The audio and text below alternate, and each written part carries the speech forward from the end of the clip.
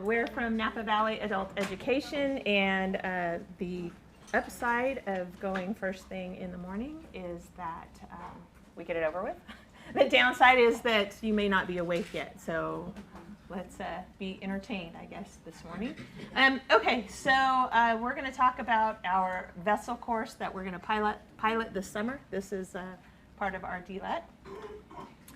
And Napa Valley Adult Education, this is our mission statement: to educate and prepare our diverse community for civic life, higher education, the workplace, and lifelong learning.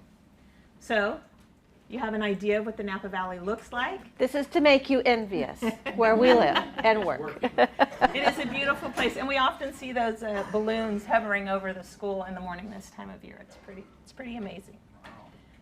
So, the adult education school, we're directly behind the Napa Valley School District, and we have program areas for ABE, ASE, ESL, citizenship, CTE, and adults supporting K-12 student success.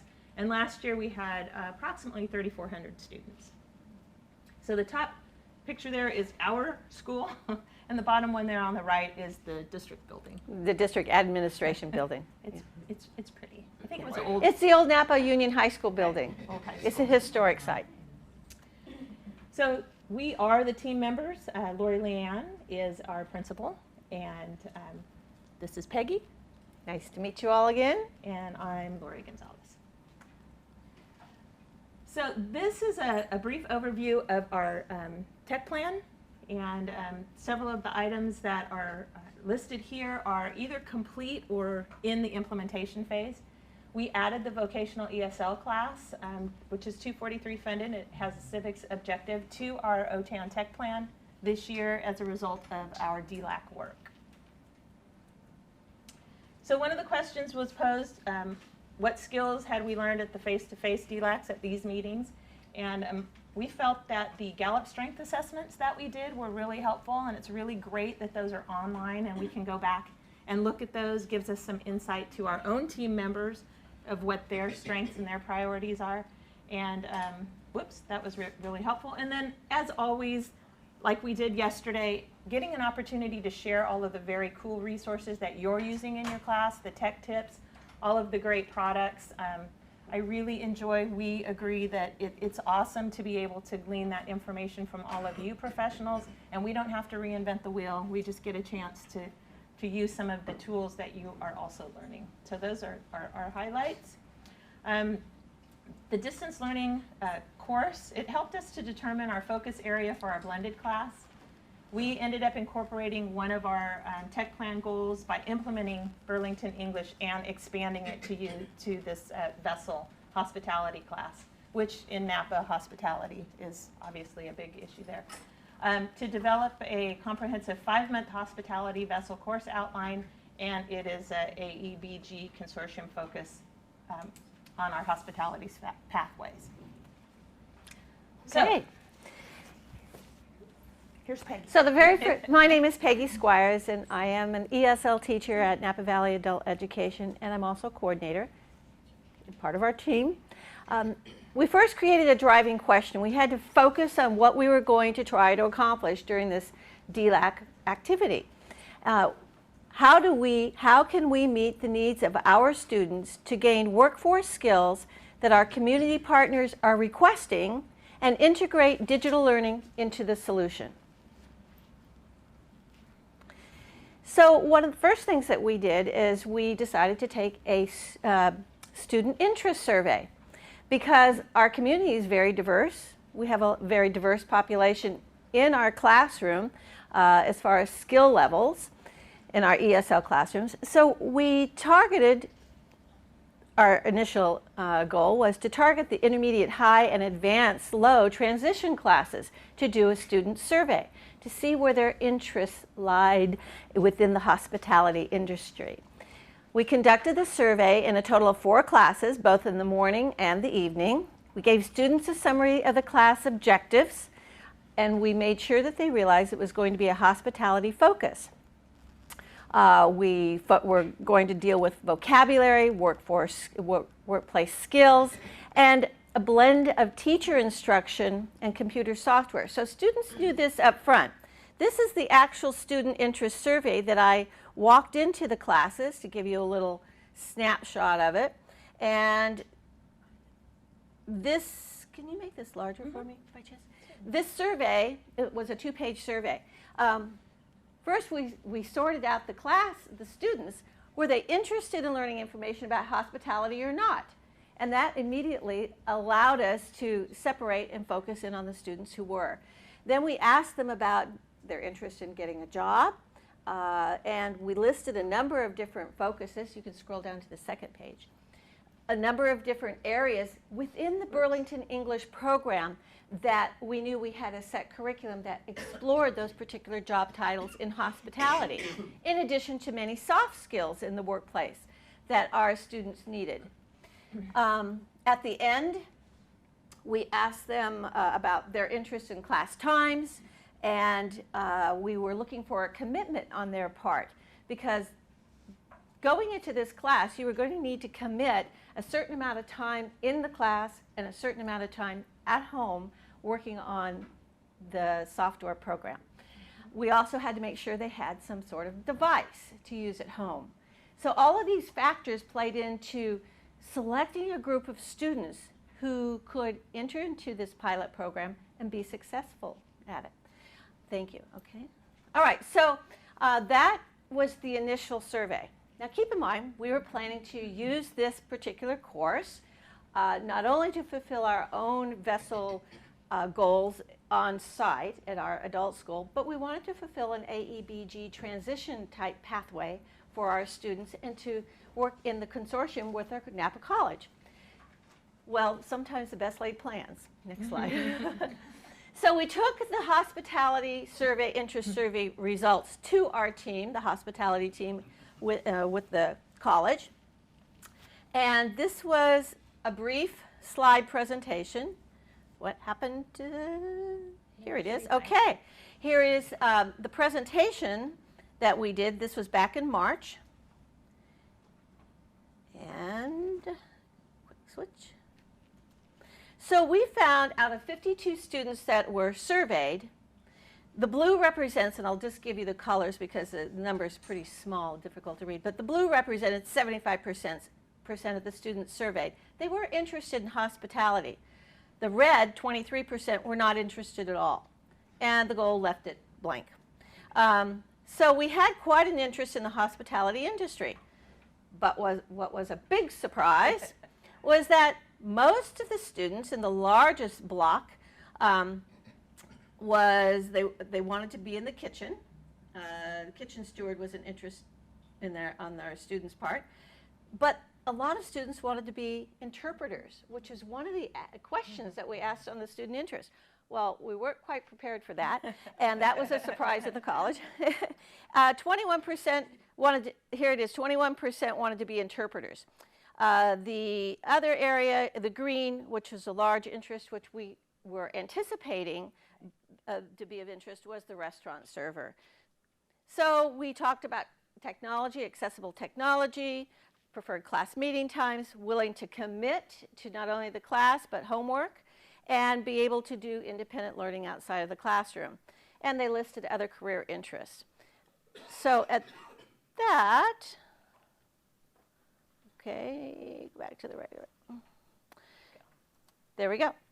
So at that point, we had this information to share with our consortium, and the consortium took off on a different path.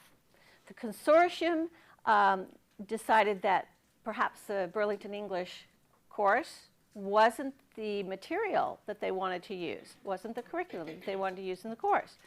So it took off on a different direction. But we didn't let go of the idea.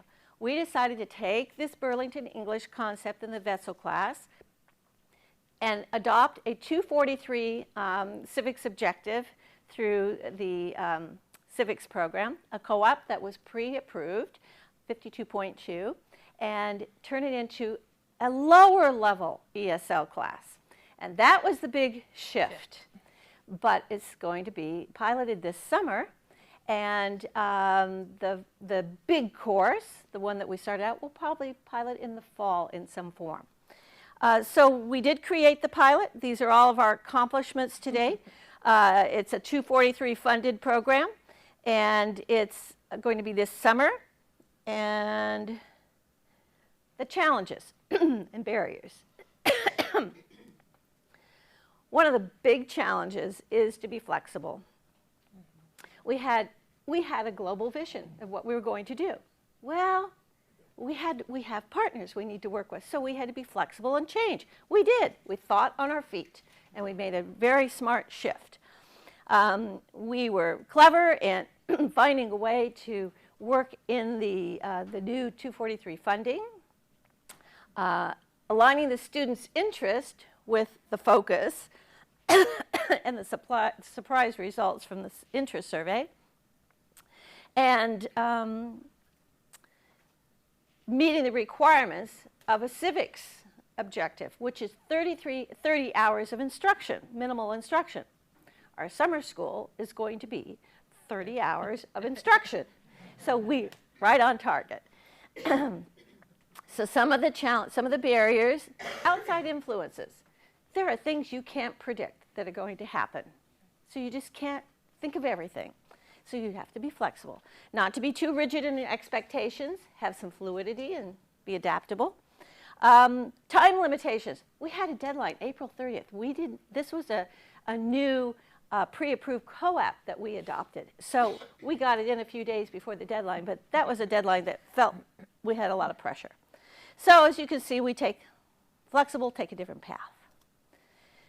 Would you like to continue? Sure, okay. Sure. So the changes that were made, which Peggy's talked about, is that we took the full semester content and reduced it into a 3-week summer school pilot. Our focus changed really from the intermediate advanced transition level to bringing it into intermediate low levels, and the CASA scores for the new class so that they wouldn't conflict with our consortium advanced transition students. The contents shifted a bit from the hospitality exploration to workforce soft skills training, and that will be done through the EL Civics. Once again, the new summer school vessel will be piloted this summer, targeted at ESL students who already are a bit tech savvy with Burlington English and have beginning and high and intermediate low levels. And we targeted the ESL students who are currently employed in the hospitality industry. Yes. And Peggy did a great job doing that one-on-one, talking to her students to identify which ones would be a perfect fit for this course. Mm-hmm. So our plan, next steps. We're going to hold summer school. Woo-hoo. Okay. We are going to develop assessments for the 243 funded civics objective, hold our orientation, teach and learn. This has been quite a new learning experience for us. And next slide. We need a little bit of support in getting some more tutor training, encouraging students to work at home, future hiring and training of teachers to teach the VESSEL course, and fall recruitment of teachers at MVAE. And then to summarize, the decision to create a hospitality VESSEL course using Burlington English was done. We surveyed the potential students. We created a full course outline. We reduced that full course outline to a 3-week summer school pilot. We'll assess after summer school, and we will remain flexible. So thank you. Thank you. Good job.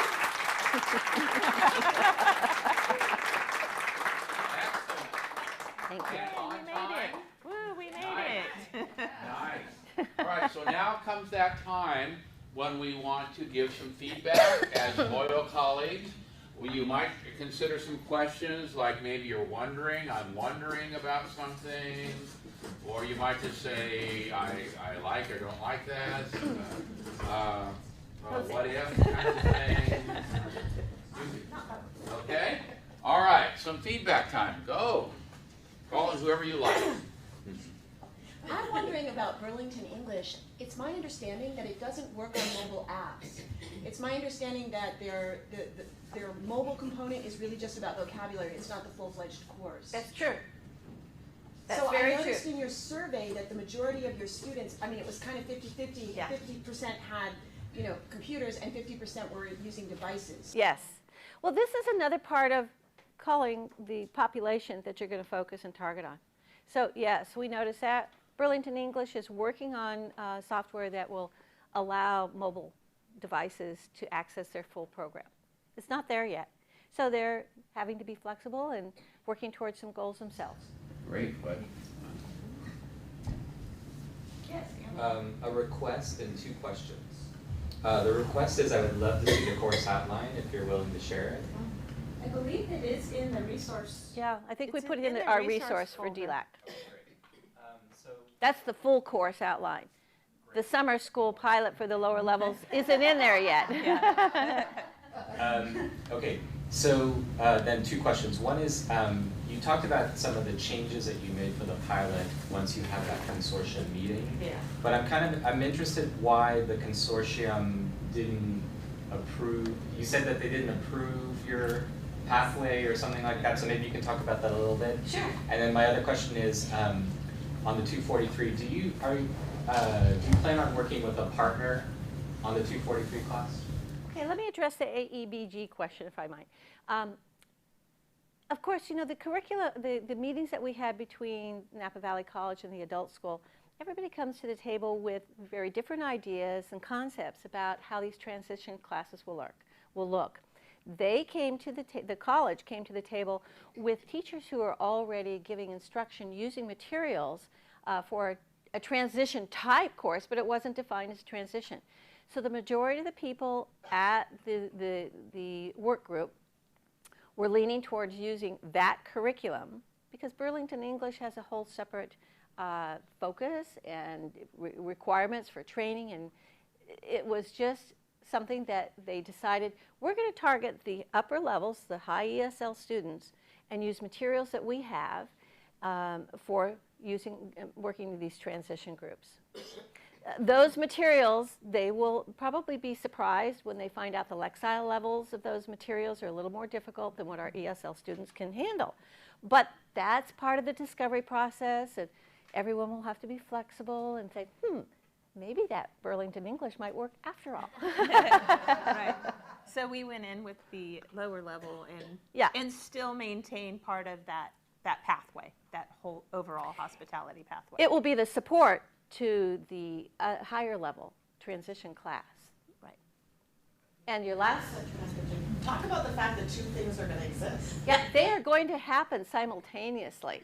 The hospitality AEBG course will happen, and our core, the adult school course for the lower levels, will happen simultaneously. And then 243 partners. I'm not sure I know what you mean by a 243 partner. It's a pre-approved co-op with the civics program. So I think part of the discussion about 243 is this idea of co-teaching, so that there will be a DSL teacher handling one part of the course and someone else. It's an option. It doesn't necessarily have to be that. And it is going to happen in the high level one Yes. that the consortium has come up with. So That's there'll be a hospitality expert in the class, and there'll also be a workforce expert in the class, and we're going to have people trading in and out. So there's at least 2. Somebody from the hospitality industry is going to be in? At the higher level, at the ESL advanced transition level, there will be an expert in hospitality using the curriculum that they had already established that they used in training hospitality servers and, you know, safe. Serve safe. Serve safe. You know, one of the food handling requirements. Susan? So, I was just listening to all this discussion, and an idea popped in my head, so I'm going to use one of Paul's sentence starters. Okay. Have you considered scaffolding the Napa Valley College teachers course material with ESL information to help with that Lexile level? Absolutely. That's definitely a consideration. I think it will take the time for the teachers, because it's the Napa Valley College teachers that are going to be providing the expertise, instruction. They will have to experience the lack of understanding to this level of material and find that, oh, we really need that differentiated support. We really need to scaffold this material. That takes some curriculum development. So it'll happen. Yeah. Yes. I was just wondering, are students in the Vessel class also registered in a CTE class at the same simultaneously? Or is this Vessel class just in preparation, part of the pathway to the Vessel class, or to the CTE class? Yeah, they're not currently CTE students, they're ESL students. They're actually some of Peggy's ESL students who will then move into the Vessel class. And then hopefully they'll either move on to a CTE class or into the college into one of their hospitality pathways. Well, just one point of correction. These students aren't, the intermediate, low, and the high students aren't my students, but they are being prepared to go into a full CTE English course. Yeah.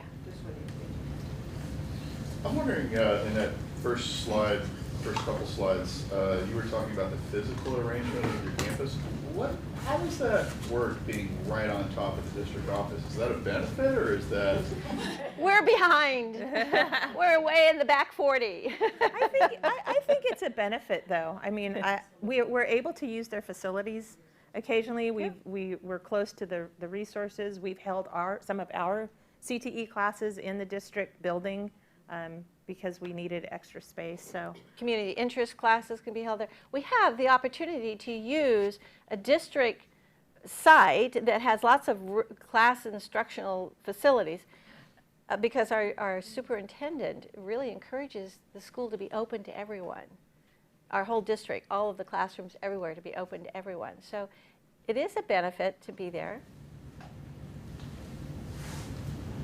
I'm wondering if you're considering using any of the resources on the California Distance Learning Project website. I don't know that we've looked at those yet. I've looked at the distance learning website maybe for other courses, and I'm a CTE teacher and coordinator, so I have looked at some of those for some of the other courses, but I don't think specifically for this. Not specifically for this course, because Burlington, I don't work for Burlington, but they do a really nice job of doing introductory and exploratory type programs in this, a number of career pathways, dealing with vocabulary, soft skills, how to answer a telephone, how to take messages, how to go to an interview, how to create a resume, create a digital portfolio. I mean, it's surprisingly quite thorough and comprehensive. So I'm wondering if you've analyzed or taken any steps to address that so many students would like to be interpreters. That's on our list. Yeah. Thank you. All right, give them one more big hand. Thank you.